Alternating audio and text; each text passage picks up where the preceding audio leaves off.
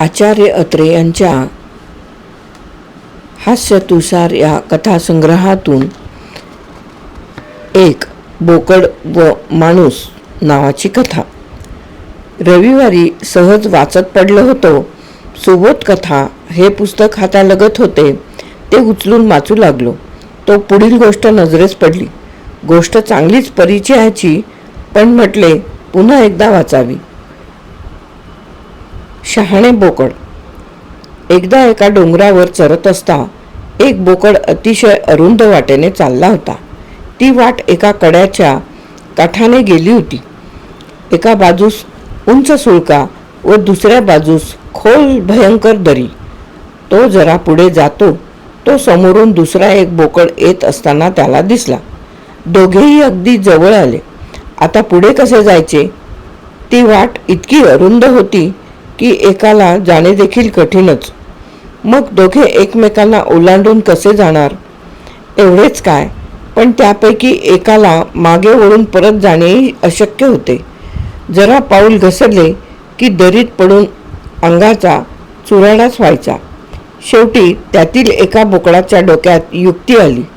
तो आपले पाय पोटाशी दुमडून खाली निजला. तेव्हा दुसरा बोकड त्याच्या अंगावरून पलीकडे गेला.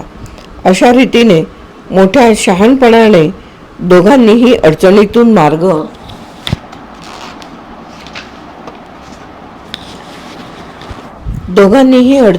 मार्ग काढला.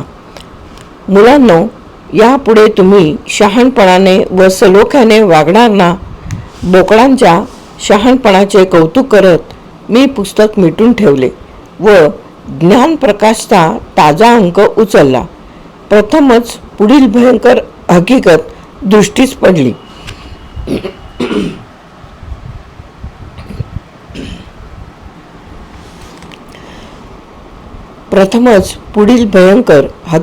दृष्टीस पडली. भयंकर मारामारी. काल रोजी पुणे नगर रस्त्यावर दोन मोटार लॉरींच्या ड्रायव्हर व उतारू यांच्यामध्ये भयंकर मारामारी झाली.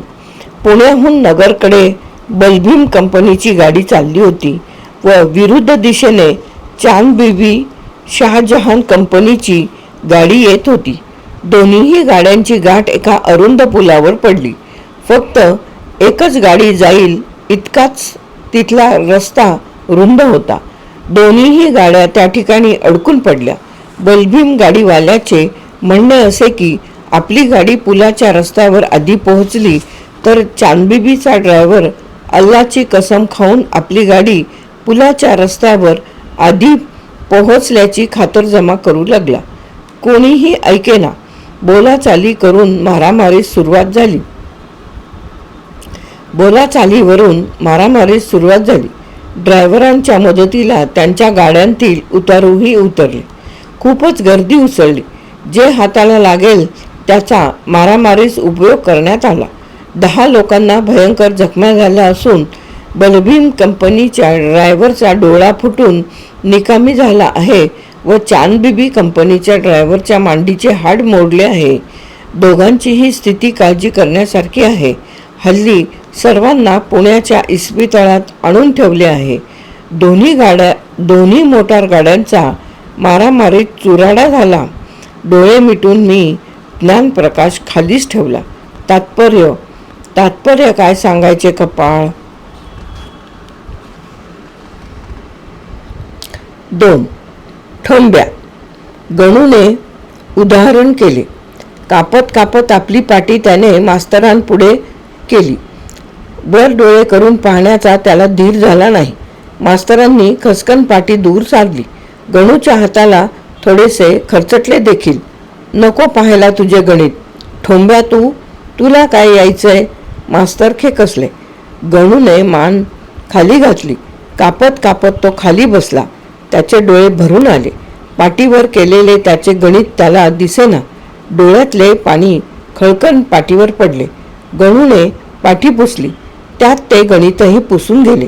आजूबाजूची मुले त्याच्याकडे बघून हसत होती. गणूने त्यांच्याकडे पाहिले नाही. मधली सुट्टी झाली. सारी मुले वर्गाबाहेर पांगली.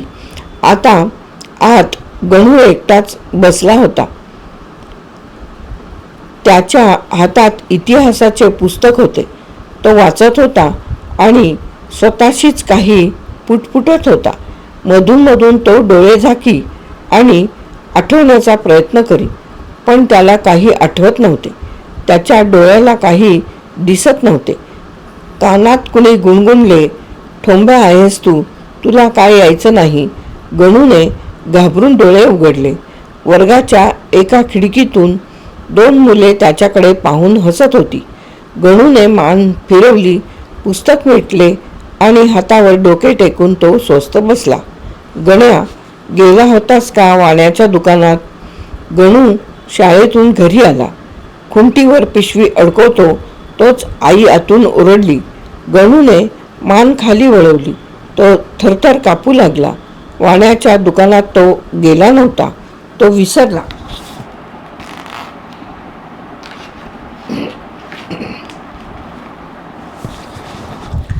त्याला मुळी आठवणच झाली नाही. कसे विसरलो हे आपण? त्याला कळेना. ठोंब्या आहेस साऱ्या मुलखाचा, तुला काय यायचंय? शाळेत जाऊन काय दिवे लावणार आहेस कुणास ठाऊक? आई बराच वेळ काहीतरी बडबडत होती, पण गणूला ते काही ऐकू येत नव्हते. तो कोपऱ्यातल्या वळकटीवर जाऊन पडला.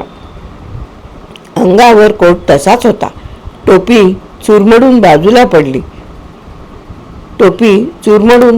पडली होती. ओटीवर अंधार पडला तरी तो तसाच निजला होता. त्याच्या डोळ्यातून पाणी गळत होते. कोण? गणू वाटतं. काय झालं लोळायला इथं? आणि कपडे देखील तसेच अंगात. अगदी ठोंब्या, काही अक्कल नाही. आताच मास्तर भेटले, ते सांगत होते, उठ, घे पुस्तक आणि बैस वाचत. ठोंब्या कुठला? आमच्या घरात नव्हतं असं कोणी. वडील कपडे काढताना बडबडत होते. गणू चटकन उठला. त्याने डोळे पुसले. तो आतून लहानसा दिवा घेऊन आला व पुस्तक उघडून वाचू लागला. त्याच्या डोळ्यांपुढे उभी आडवी अक्षरे फिरत होती. एकही शब्द त्याला उमगत नव्हता. डोक्यात कुणीतरी गुणगुणत होते, ठोंब्या आहेस तू, तुला काय यायचंय? दिवा मिणमिणत होता. गणू वाचत होता.